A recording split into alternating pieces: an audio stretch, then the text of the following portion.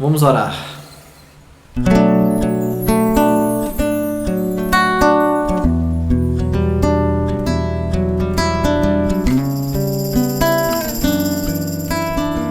A dor é uma bênção que Deus envia aos seus eleitos.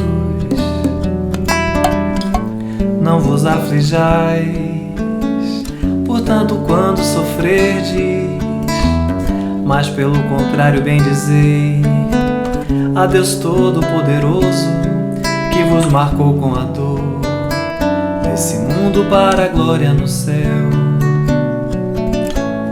Sede pacientes, pois a paciência é também caridade, e deveis praticar a lei de caridade, ensinada pelo Cristo, a caridade que consiste em dar esmolas aos pobres é a mais fácil, mas existe uma outra mais penosa, consequentemente mais meritória, que é de perdoar os que Deus colocou em nossos caminhos para serem instrumentos dos nossos sofrimentos e submeterem à prova a nossa paciência todo dia, toda hora. A vida é difícil, bem eu sei, constituindo-se de mil bagatelas que são como alfinetadas e acabam por nos ferir. Mas é necessário olhar para os deveres que nos são impostos e para as consolações e compensações que obtemos. Então veremos que as bênçãos são mais numerosas do que as dores, e o fardo parece mais leve quando olhamos pro alto que pra terra. Coragem, amigos, Cristo é o vosso modelo. Sofreu mais que qualquer um de vós e nada tinha de que se acusar. Enquanto tendes a espiar o vosso passado e de fortalecer-vos para o futuro, para o futuro. Sede, pois, pacientes, sede, pois, cristãos, e guardai a palavra do Mestre bem dentro do seu coração. Sede, pois, pacientes, sede, pois, cristãos, e guardai a palavra do Mestre bem dentro do seu coração.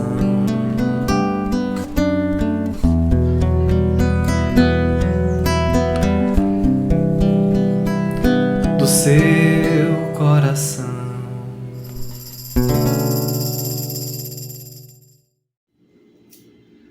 Saudações aos trabalhadores e frequentadores da casa do tio Armindo, aqui em Salvador, Bahia.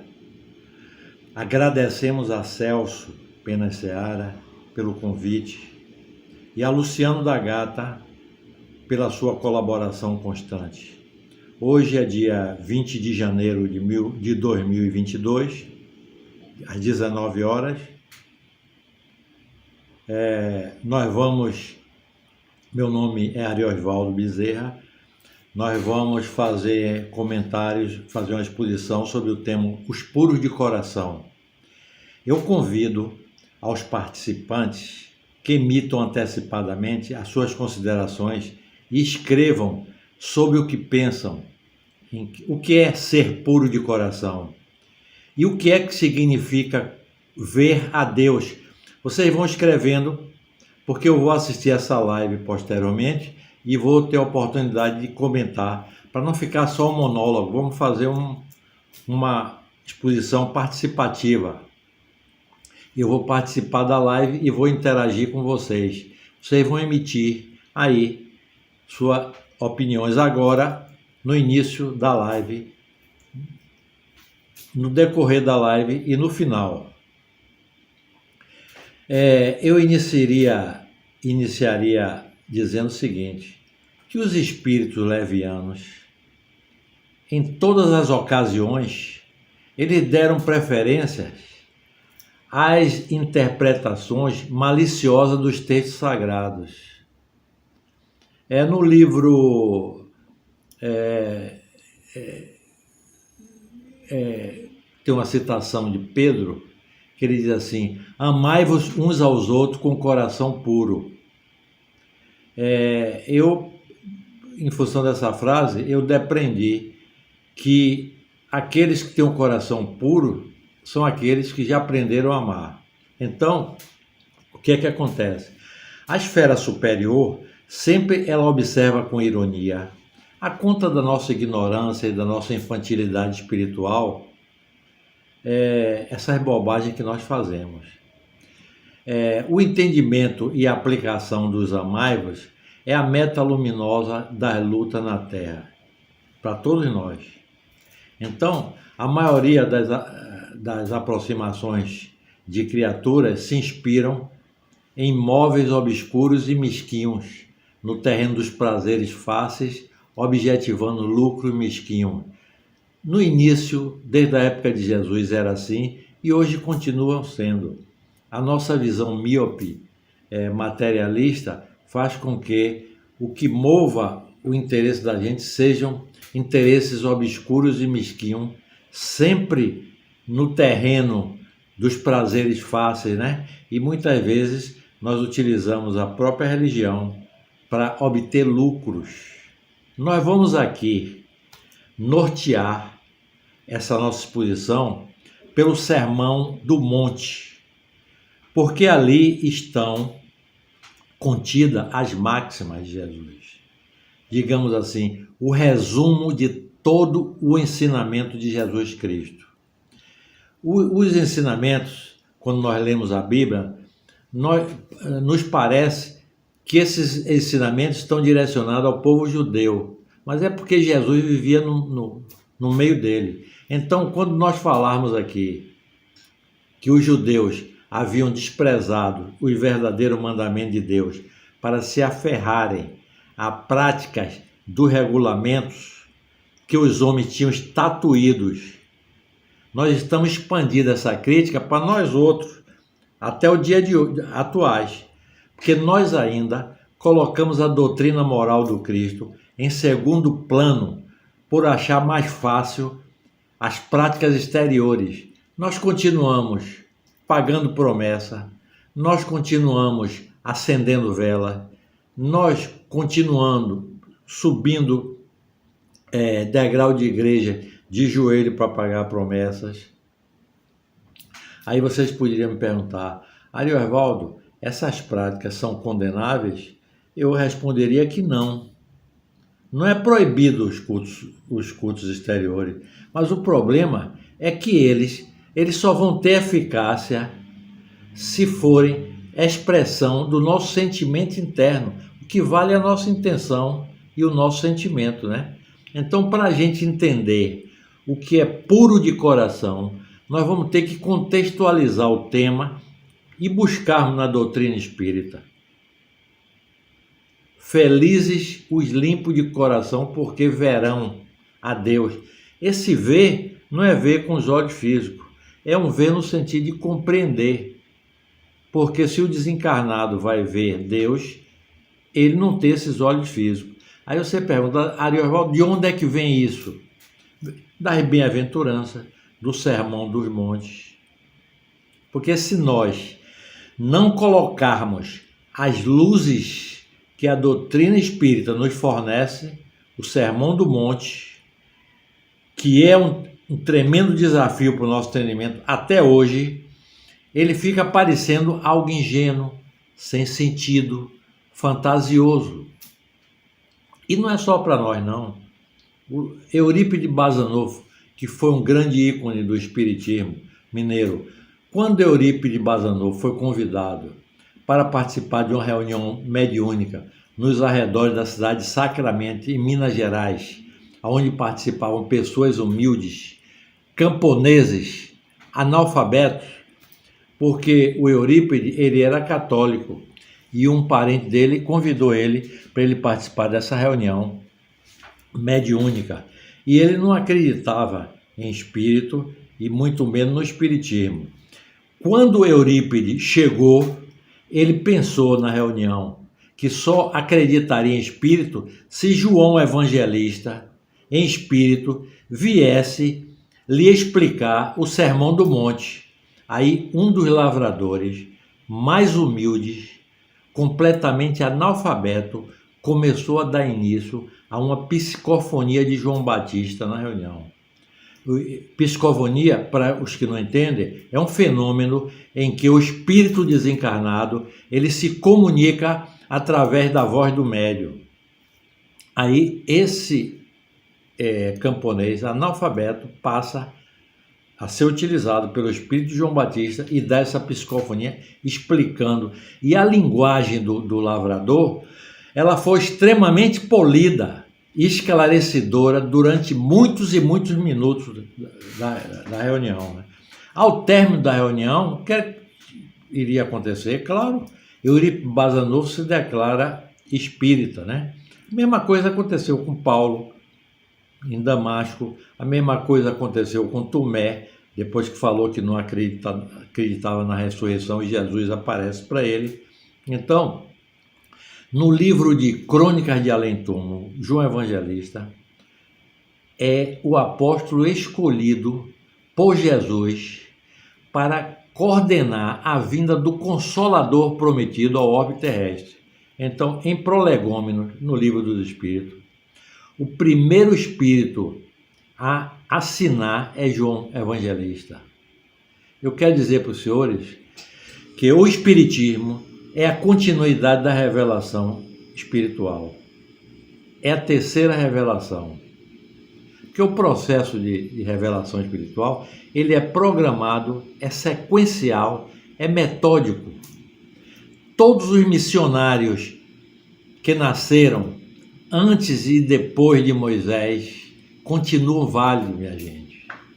O trabalho que eles realizaram se constitui um aprendizado de 3.000 anos, e a gente não poderia desprezar isso.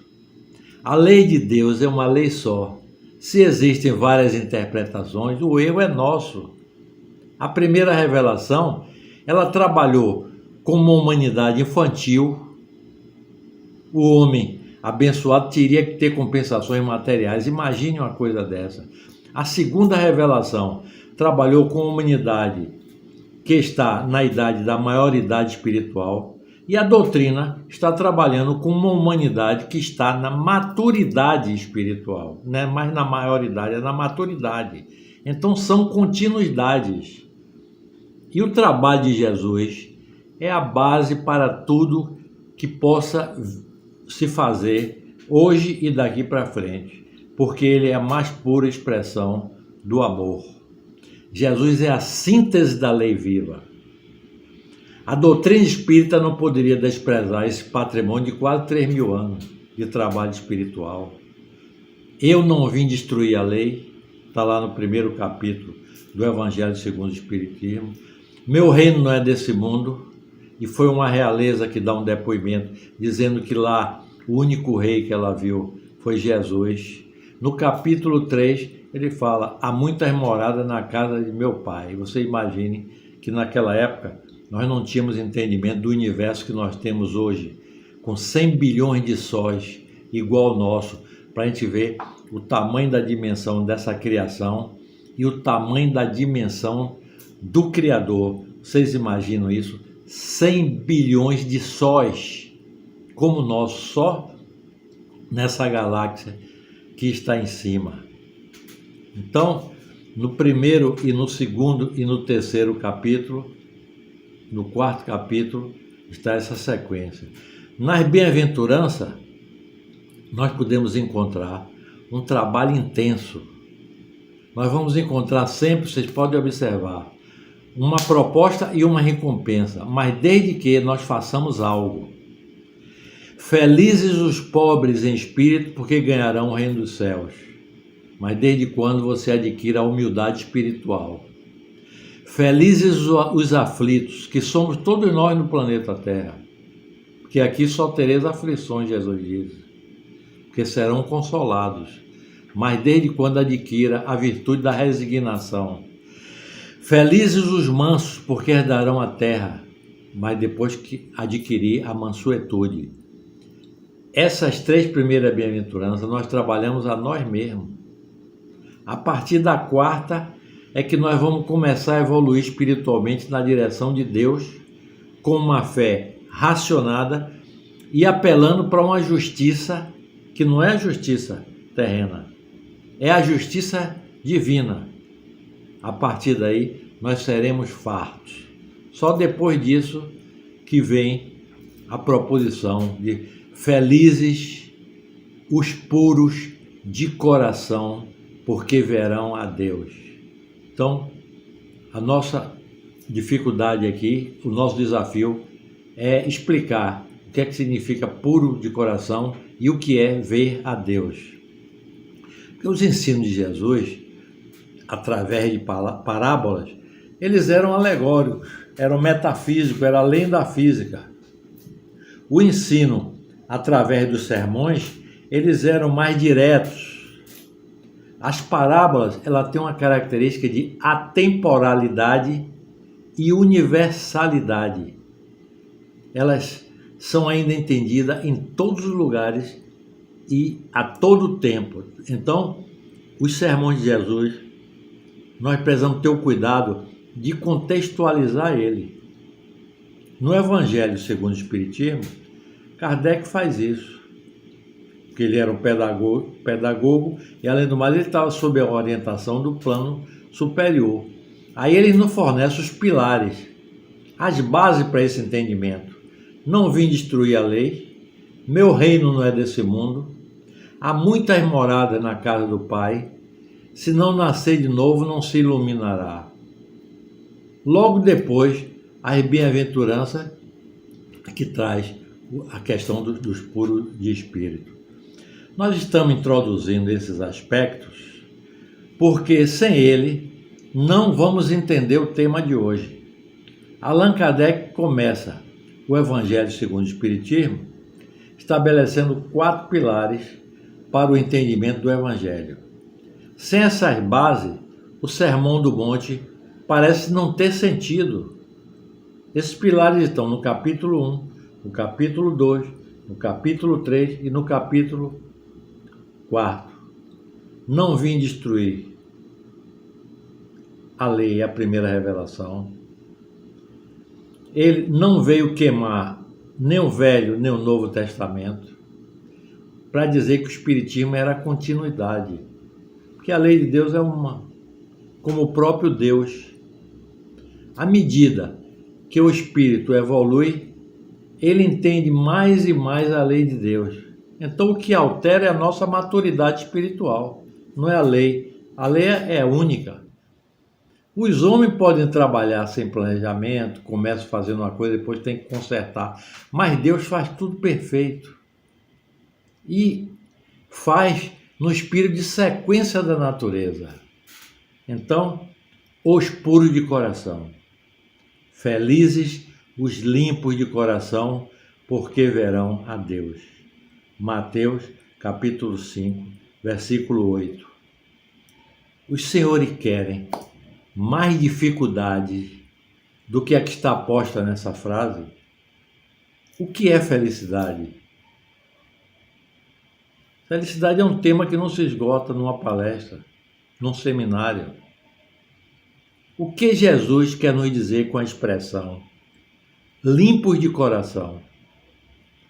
Aqui o que nós vamos fazer, numa linguagem popular, é dizer assim: vamos comer o mingau quente pelas bordas, como a gente fala popularmente. Qual a finalidade maior de uma religião? Me respondam. A finalidade maior de uma religião podem ser várias, mas a principal é conduzir o homem a Deus e ponto final. Mas como é que o homem pode chegar ao Criador?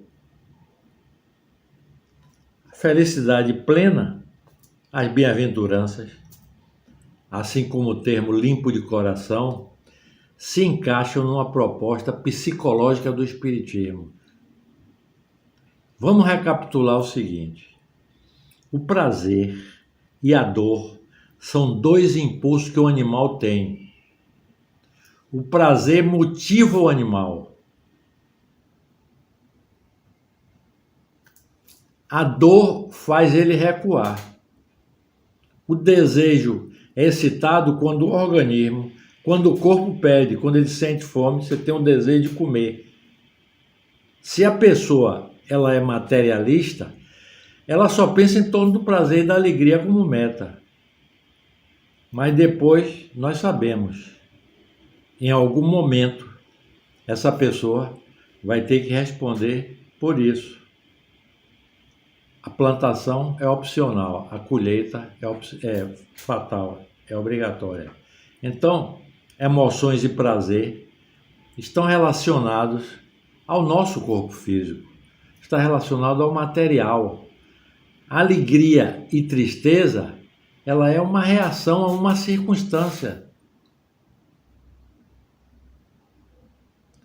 O prazer, ele tem início e tem fim. O prazer é uma resposta fisiológica. A alegria é uma resposta a uma circunstância.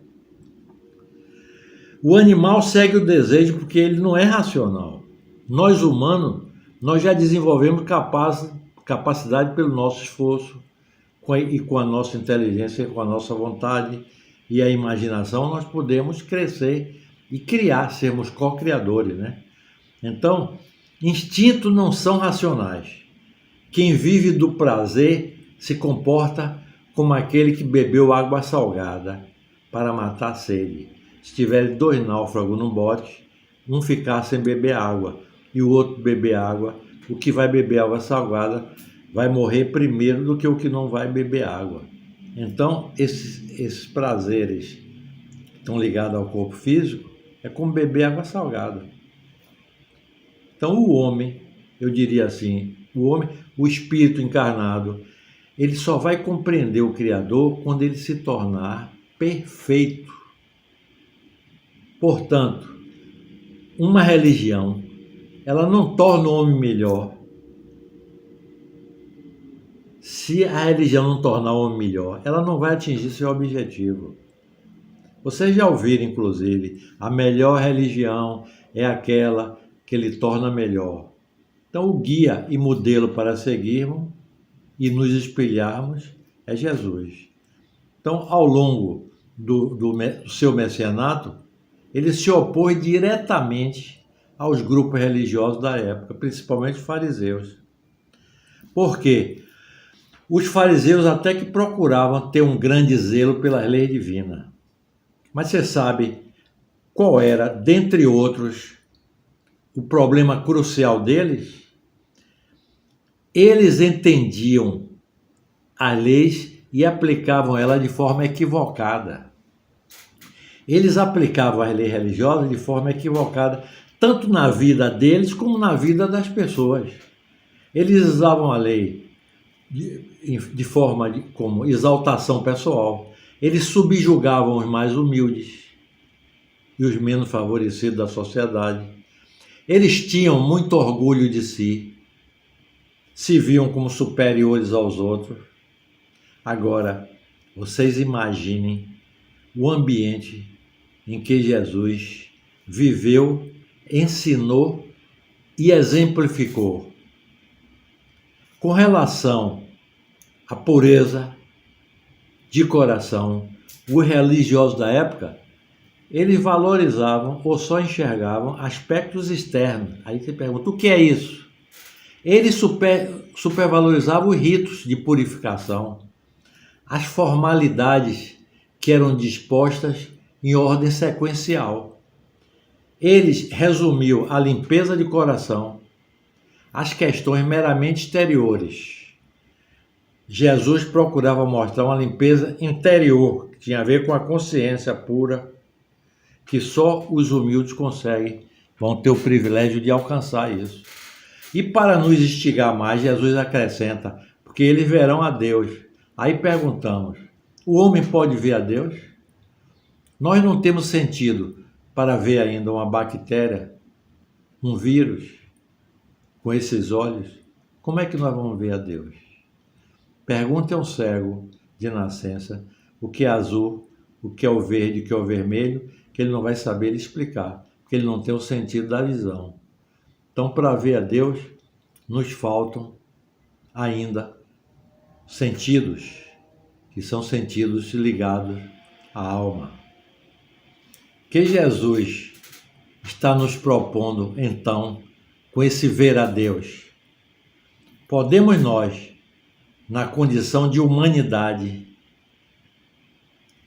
aprender, entender mentalmente, abarcar com profundidade, penetrar profundamente na natureza divina? É uma pergunta intrigante. Kardec já fez na questão número 10. Sabe qual foi a resposta das entidades venerandas? Não. Falta-lhes para isso um sentido. Um dia desenvolveremos capacidades e sentidos tais que nos tornaremos aptos a compreender o Criador. Além dos sentidos físicos, desenvolveremos sentido da alma. Esse processo de ver a Deus está relacionado, portanto, com o nosso processo de evolução. Se nós quisermos ver a Deus, é preciso que investamos em progredir espiritualmente. É preciso que desenvolvamos o sentido da nossa alma, que ainda nós não sabemos que sentidos são esses, mas que certamente eles já dormitam em nós, porque nós fomos criados para isso.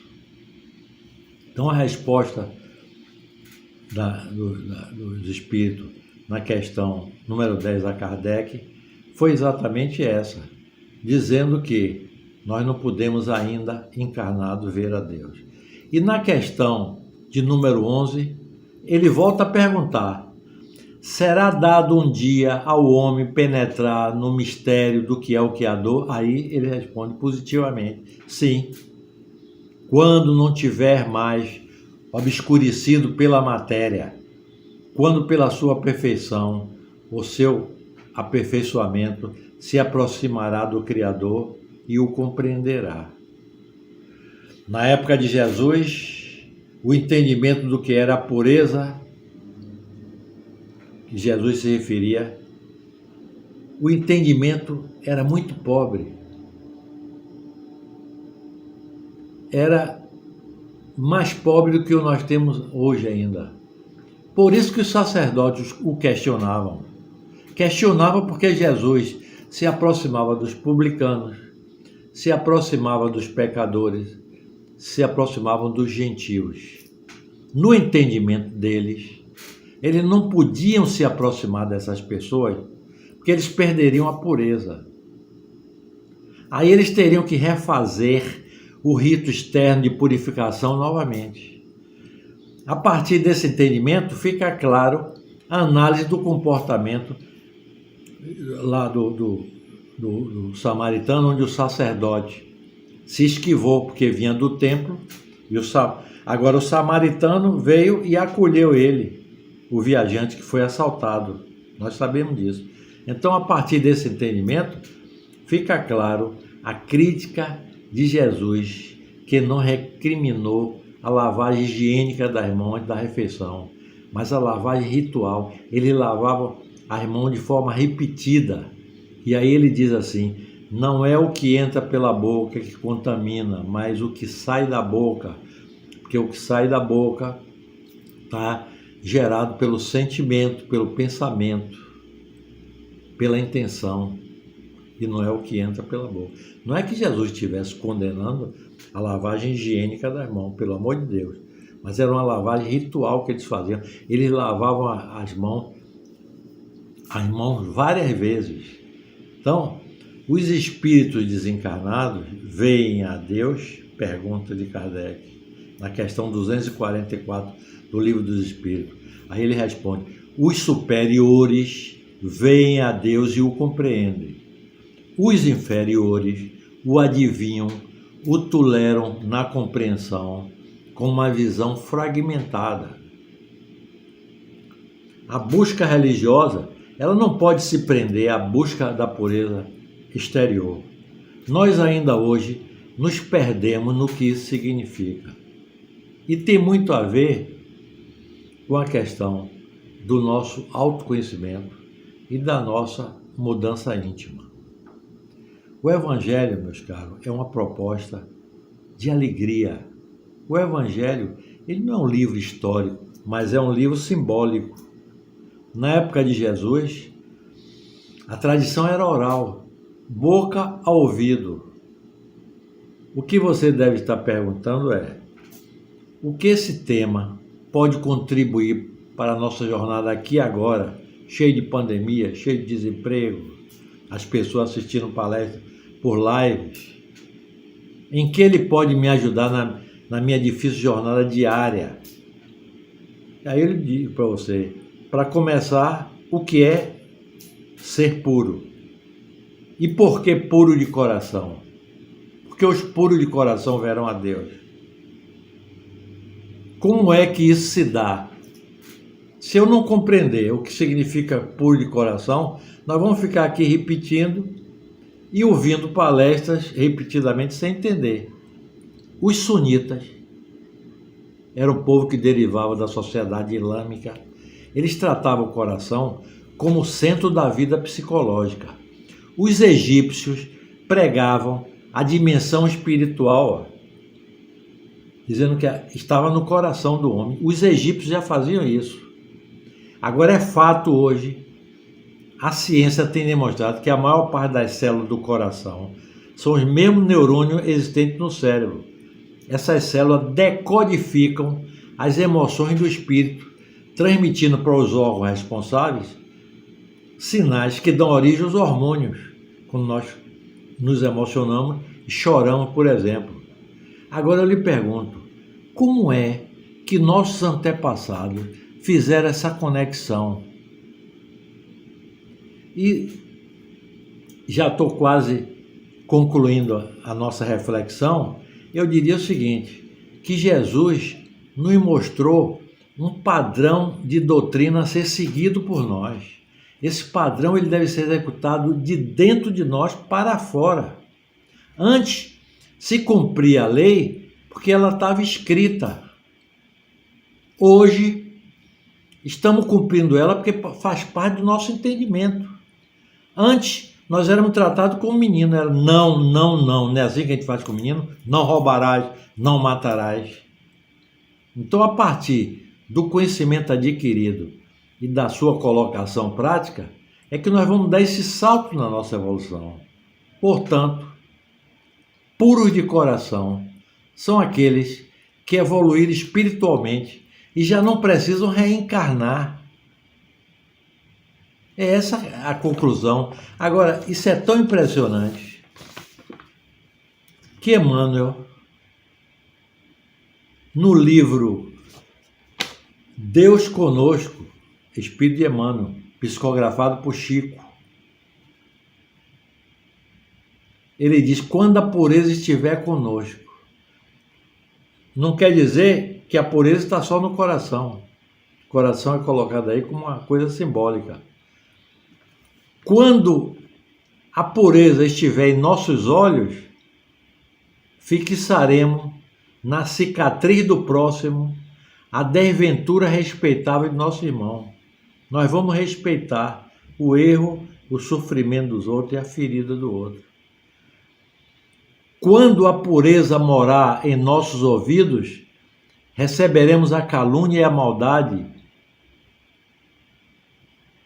neles sentindo o incêndio e o infortúnio que ainda levaram no espírito daqueles que nos observam, sem o exato conhecimento de nossas intenções. Quando a pureza demorar-se em nossa boca, a maledicência surgirá junto de nós, por enfermidade lamentável do amigo que nos procura, veiculando-se o veneno, e saberemos fazer o silêncio bendito com que possamos impedir a extensão do mal.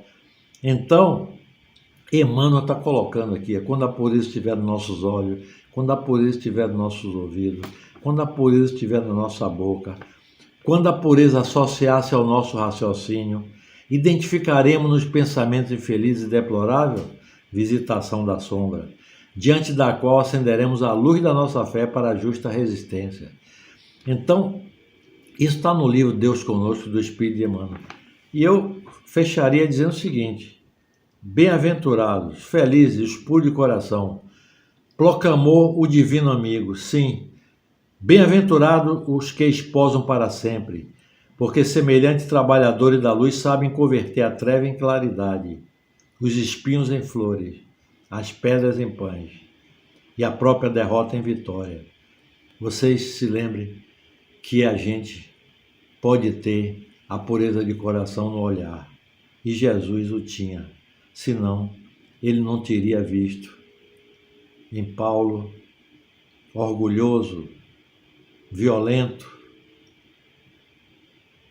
o Paulo que fez o cristianismo crescer. Se Jesus não tivesse a pureza nos olhos, ele não ia observar em Madalena a missionária da ressurreição.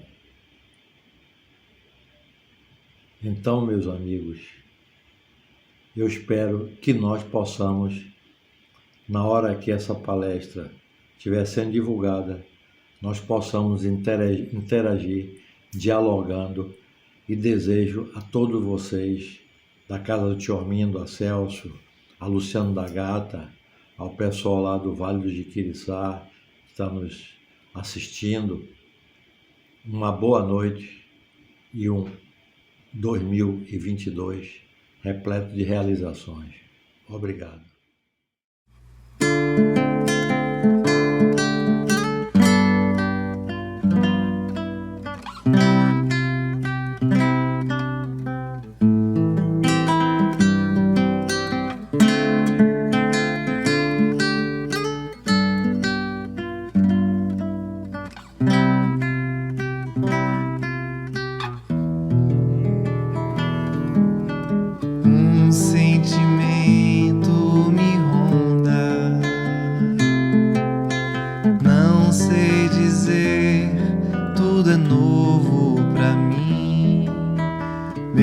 Coração se renova,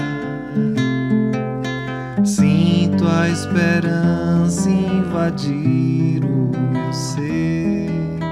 Quero ser manso, ser limpo, ser justo e pobre de espírito ser. Tua palavra me sonda, me conta do reino que espera por mim. Eu te ofereço meu pranto, as dores da alma que quer renascer.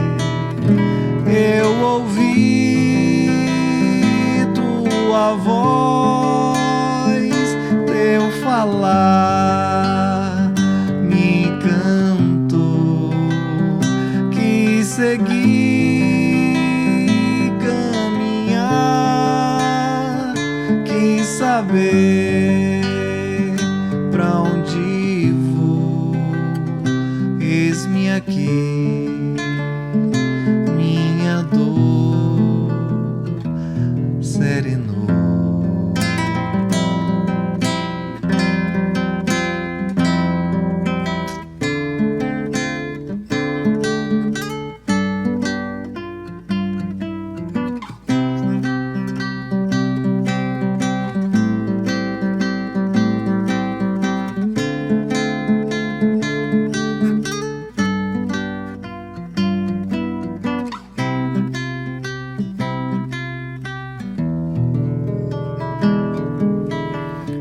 Sentimento me ronda, não sei dizer, tudo é novo pra mim. Meu coração se renova, sinto a esperança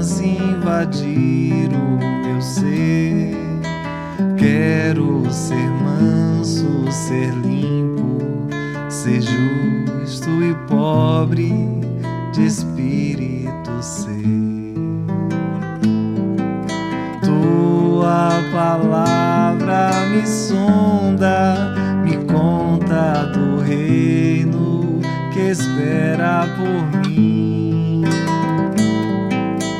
E eu te ofereço o meu pranto, as dores da alma que quer renascer.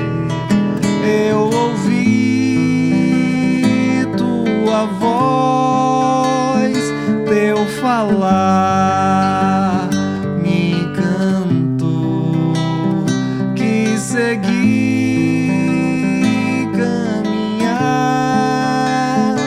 quis saber pra onde vou. Eis-me aqui, minha dor serenou.